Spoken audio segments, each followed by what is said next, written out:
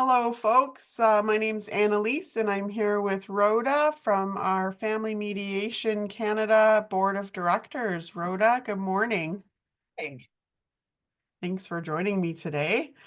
So for our viewers, anyone watching today, we've started at Family Mediation Canada. We started a new YouTube channel, so we're hoping to share some content with our members around the country and around the world, as well as other people who are interested in family mediation, learning more about it and learning about what we're doing across Canada. So thanks for tuning in. I asked Rhoda to join me for our first official video for our YouTube channel because Rhoda is our current board president for about a year now, right, Rhoda? That's right. Yeah. Yeah. A bit. So Yeah.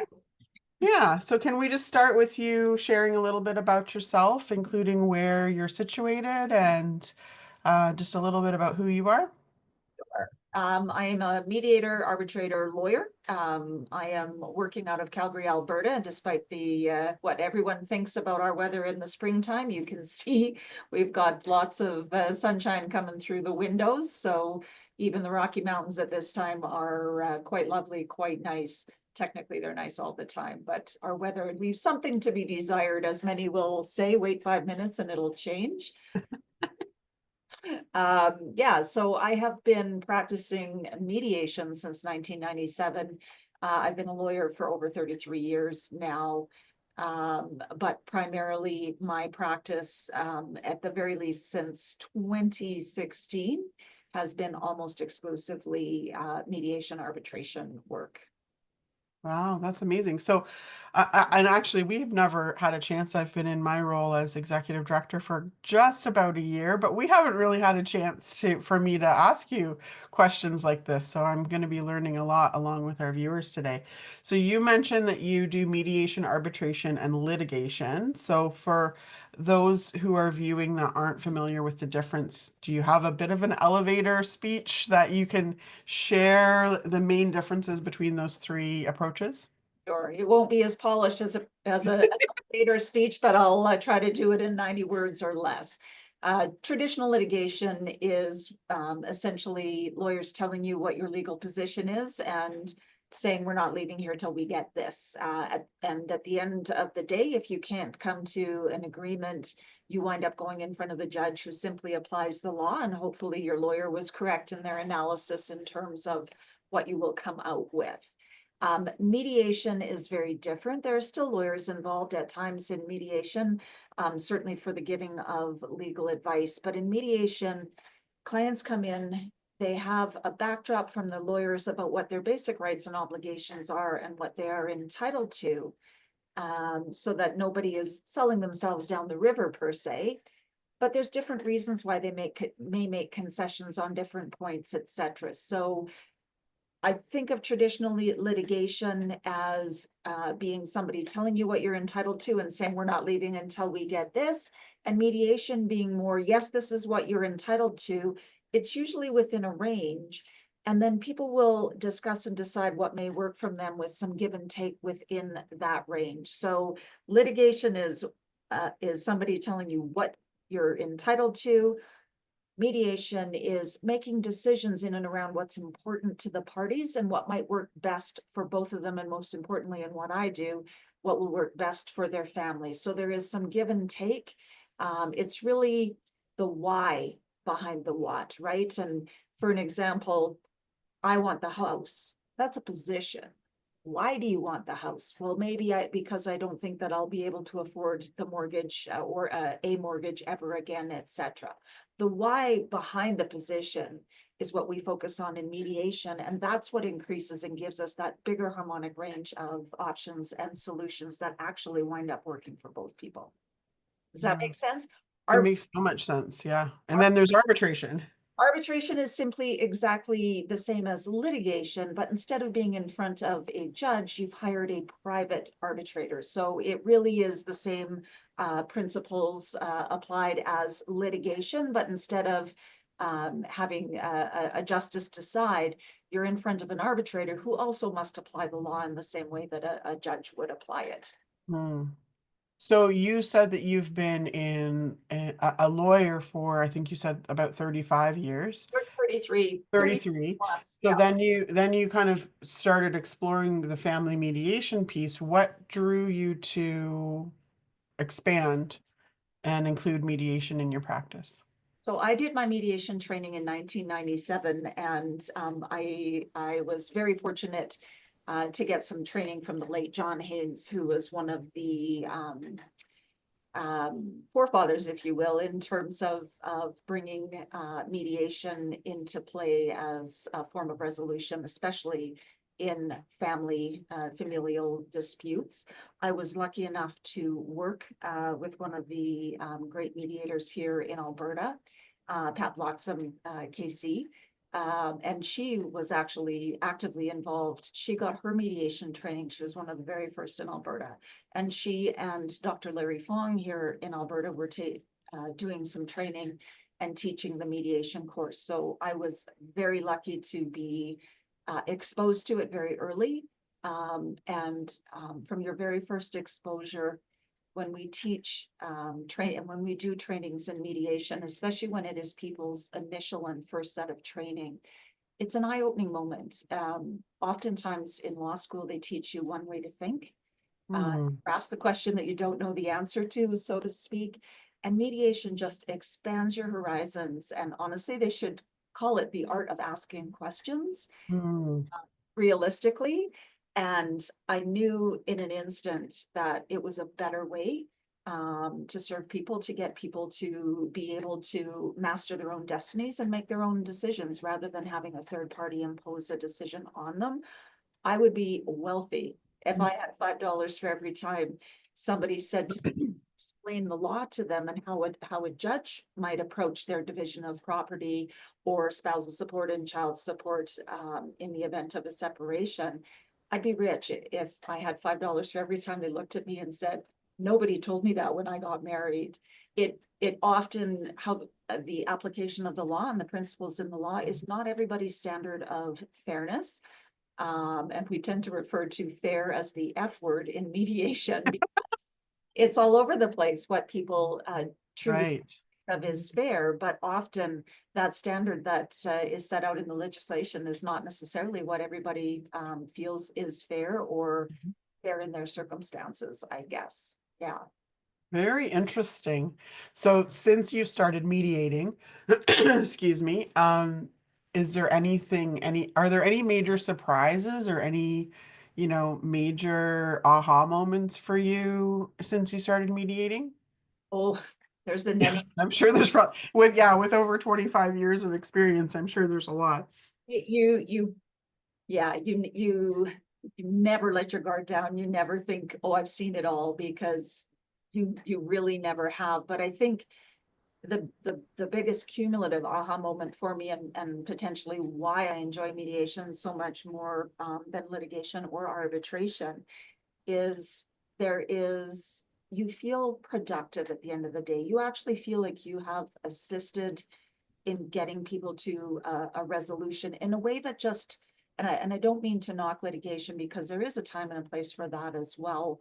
But there's a sense of having helped that comes to the forefront in mediation. And I often tell people who say, how do you do family law? Whether it's mediation, arbitration, litigation, what have you, how do you do family law for, 30 plus years? And when it's mediation, I have the absolute privilege of watching this personal growth, this journey of personal growth. The people that I meet with in the first instance often are broken. They're often at the worst possible point in their lives that they have ever experienced. And the people that walk in are very different than the people that walk out. And I don't want to sit here and suggest that I was personally responsible for that, but Mm. as a mediator, you have this incredible place to witness this journey of personal growth, that it's just an absolute privilege to watch.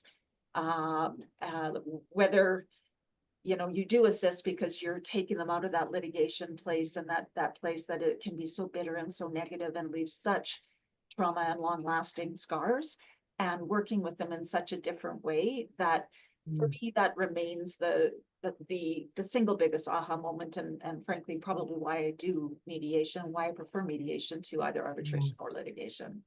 Yeah. Wow. So, you've kind of hinted at it a little bit. Is there, and recognizing that the confidentiality aspect, is there a story that you can share a little bit more about in terms of that success and what that looked like for in your experience? If not, that's okay. I just, Oftentimes, I'll do it without being too specific, because okay. sometimes talking about generic facts lend people to at least think that they may be being spoken about. Yeah.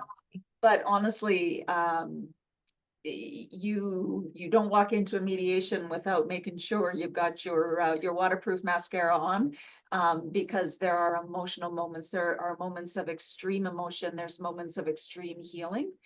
But the old adage about, well, if everybody's unhappy at the end of the day, you must have done a good job. That's actually untrue.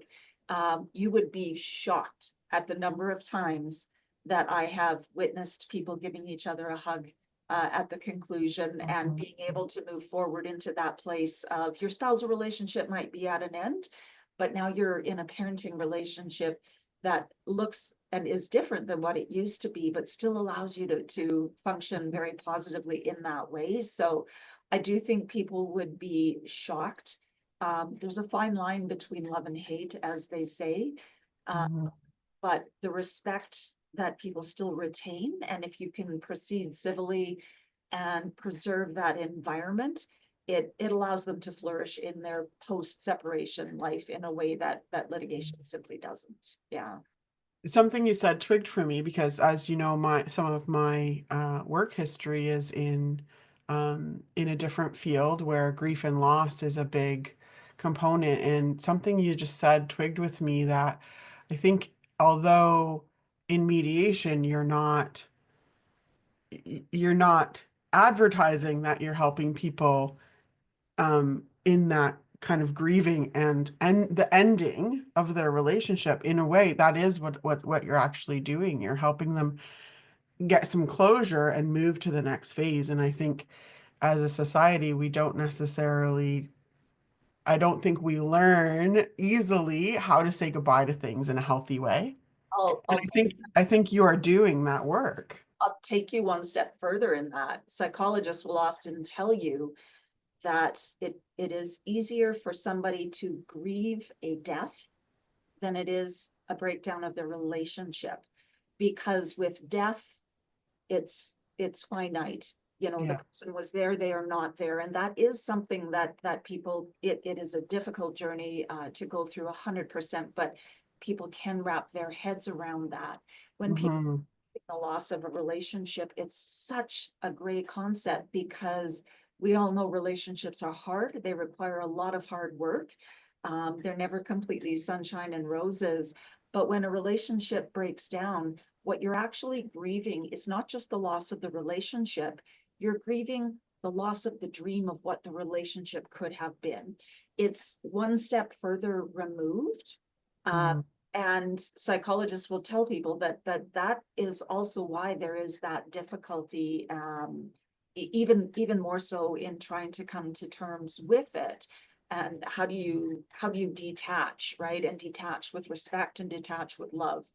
And it's a very, very, very tough concept for Hmm. to walk through. And again, one that is it's a privilege to be able to see people on that personal journey, and the courage, that fortitude of somebody's soul, uh, Yeah. as they walk through it, and you watch that, it really is quite something. Yeah. Just FYI, the term that comes to mind, what you're describing, the term in the kind of grief and loss world is ambiguous loss. Correct. Because and it applies to lots of different forms of loss where it's not as finite as Yeah.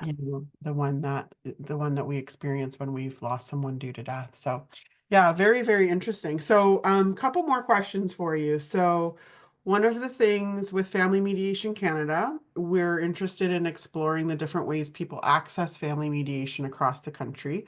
So, can you give us a snapshot of how family mediation works in Alberta specifically? Uh, How do people access it and how is it delivered? Sure. Certainly, Family Mediation Canada, I mean, we offer amazing training, and the people who are certified through us and part of our roster are top notch, and our level of training is respected throughout the country. So certainly people can go into Family Mediation Canada and pick your region, etc., and be directed that way. In Alberta, and I don't know necessarily, certainly a lot of people will find us through Family Mediation Canada. There are ways where people either come to you, where the clients find you themselves. And I do believe that oftentimes those clients are looking at websites like Family Mediation Canada specifically to get referrals. Um, some mediators, and I don't know if this is a function of because I also do arbitration, but most of my mediation work is referred by other counsel, by other lawyers who are looking to divert their clients out of that litigation arena, etc. So in Alberta, it comes from a number of different directions. Certainly in family mediation, it's very personal. And in the old days, and I'm probably going to date myself by making a reference to the yellow pages, you you don't necessarily look it up in the yellow pages or the Google, so to speak, because you ask your friend, who did you use, who did you go to, etc. And it becomes very, very personal of a relationship in terms of, a lot of things that have to be talked about are difficult to discuss. They may be some more intimate details, etc., where people are worried about sharing. And that's also one of the reasons why mediation can be a better option for those people than having to take the stand in an actual trial, etc. So certainly in Alberta, there's all sorts of word of mouth. There's those great referral techniques through Family Mediation Canada, etc. But again, much of my work is um, specifically counsel referred, but that might very well be a product of also doing arbitration work. I'm not quite sure. Right, right, right. So you mentioned the training through FMC and the certification and the roster. Is there anything you want to share in terms of why general FMC membership is kind of recommended, why it's important to you, why that was such an important step for you to become part of our national body? Me, it's the mentoring. Nobody wants to do this kind of work. It is hard, it is difficult. And if you don't have your lifeline, your survivors group, that's what I call them. It is so important to have good mentorship, access to good training, just places to ask questions. I know for a fact that just having the access to various great mediators and the ability to ask those questions, a lot of times there's no one right way through anything, right? It's what would you do? What would you have done? This is what happened. What would you have done? Where would you have gone next?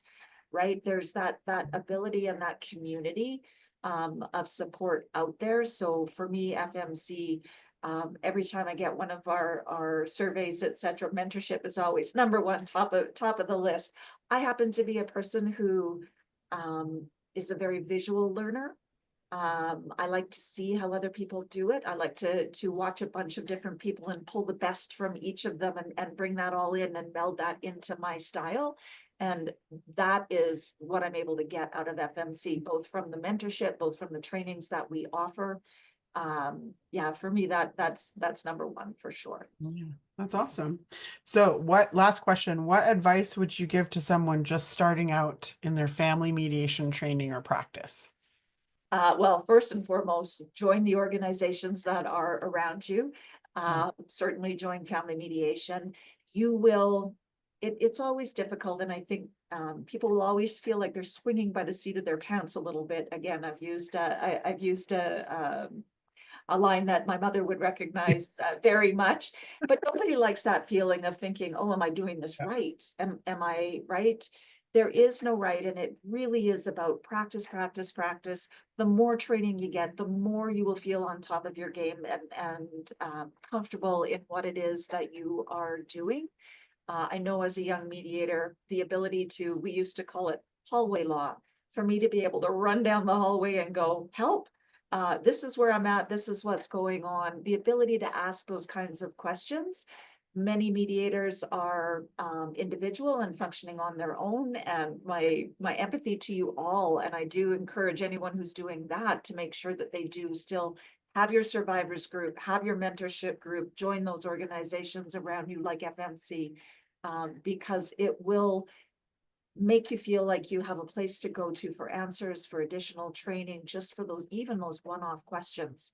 I often will get calls after trainings, and literally somebody will be in the middle of a mediation, and they'll take a coffee break and they'll run and they'll call me and go, okay, this is what's going on. This is what I've asked, help. And just that ability to Isn't that called phone a friend? The phone a friend option? phone a friend option. Absolutely. And again, it doesn't necessarily mean you're looking for one right answer. You're looking for, and how you learn is having that broad exposure and that broad experience and that ability to try certain things on as you go. In mediation, our saying is always think about your thinking, right? What are you bringing into this room? And so your ability to be exposed and to have all those extra trainings and to be exposed to that wide body of mentorship will always give you other challenges and other ways to think about your thinking. And it just gives you more tools in your toolbox when it comes to those, that tool set that you bring in as a mediator into any room.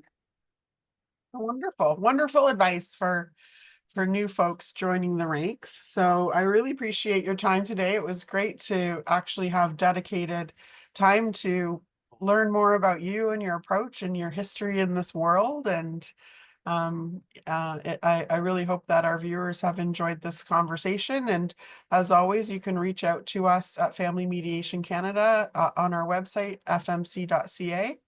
Or you can email us admin@fmc.ca. And Rhoda and I are always available to answer any questions you may have. So thanks, Rhoda, so much for your time today. Thank you.